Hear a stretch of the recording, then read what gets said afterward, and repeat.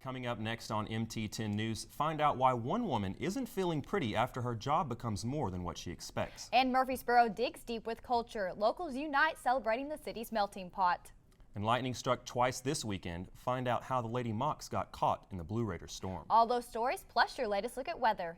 Bedford County police arrested a man responsible for shooting several churches. Wendell Buchanan was arrested Saturday afternoon when an officer caught him driving by one of those damaged churches. Horse Mountain Church of Christ, a University of Tennessee Extension office, several charter communication boxes, and 2 other churches were damaged by gunfire. Buchanan has been charged with vandalism and destruction of property. His bond is now set at $500,000. New developments in the Vanderbilt rape trial today. Judge Monty Watkins has decided to host separate trials for the former Vandy football stars. Brandon Vanderberg's trial has been delayed because of his lawyer's health problems, while Corey Beatty's lawyers also asked for a delay, saying they were prepared to handle a double trial, not separate ones. Judge Watkins turned down the request. Beatty's trial will begin Monday as scheduled. Jury selection begins tomorrow in Chattanooga. Nutrition is very important at every stage of life, especially at the very start. Governor Bill Haslam has proclaimed October 3rd through 9th as Child Health Week in Tennessee.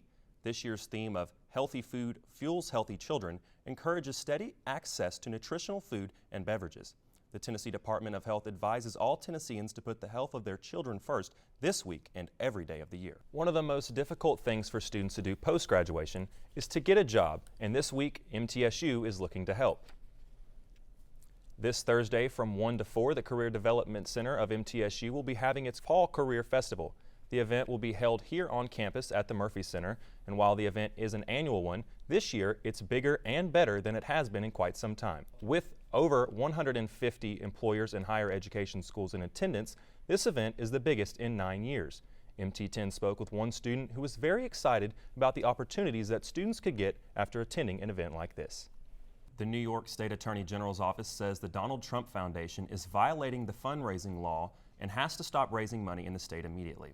The issue, the foundation never registered for the certification any charity must have in New York if soliciting more than $25,000 a year from the public.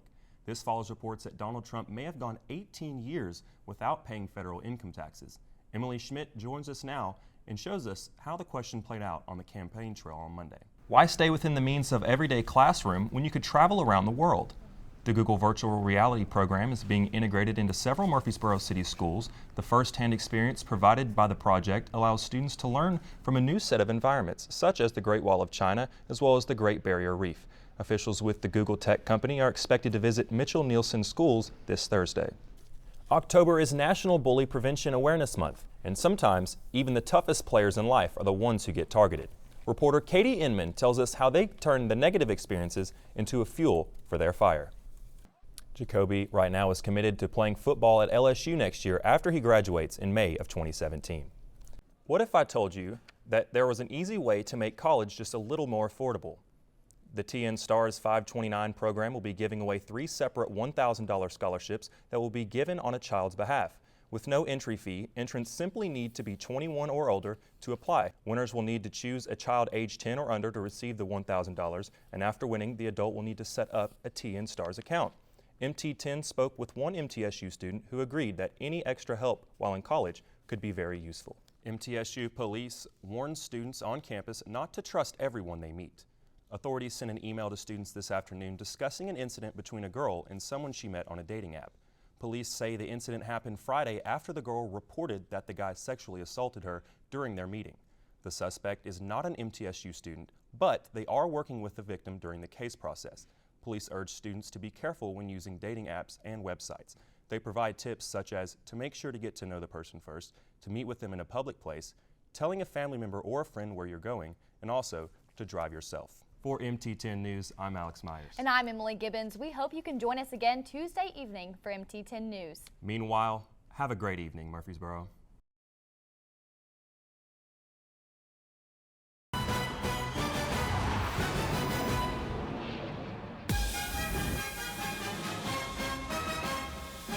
And a big reason for that momentum is coming from the backfield with the transfer from Ole Miss, but he's from right here in Murfreesboro, Itavius Mathers. Mathers is a guy who significantly on homecoming is returning to Murfreesboro. He has been a guy who's really sparked this MTSU offense early on in the season. Look for him to be a playmaker today. Wales picks up about 5. And MTSU, this is an important part of the game. It's first and second down. Earlier in the week, Coach Stockstill at his weekly Monday press conference talked about their defense. They thought they could be successful against this Western Kentucky high-powered offense if and only if they had success on first and second down. If they get them in third and long, that's where they feel like they have a great opportunity for success. Coming up next on NSCN, your Lady Raiders are conference champs once again. It's playoff time, and we had the highlights just for you. And can Johnny Manziel make his way back to the NFL? All these stories and more, NSCN starts right now. Vic, Josh Richardson, kind of a surprise as a second-round pick, but boy, has he made an impact out of UT. Next up, we're going to continue with NBA playoff action as it's the Cavs against the Pistons. Stan Van Gundy back in the playoffs for the first time in a while. Last was in it with the Orlando Magic, and right here, LeBron James. Too much muscle inside. Poor Reggie Bullock didn't have much of a shot right there. Later on in the second period, guess what? Chris Stewart right here gets the putback. Could you give him his own assist right there, Vic? That's my question. Excellent play. Well, victory would definitely help him because, as you mentioned, even though SMU's not going to the tournament, I think they're a top 25 team, and they're coached by one of the greatest basketball minds, I think, in history, in Larry Brown. He's got some flat-out hoopers down there, as they say in the trade. If those guys, were eligible, they'd be making some noise in tournament action. I'm going to go with SMU right here just because of the pure talent. I like Kevin Ollie, but I think it's just a mismatch.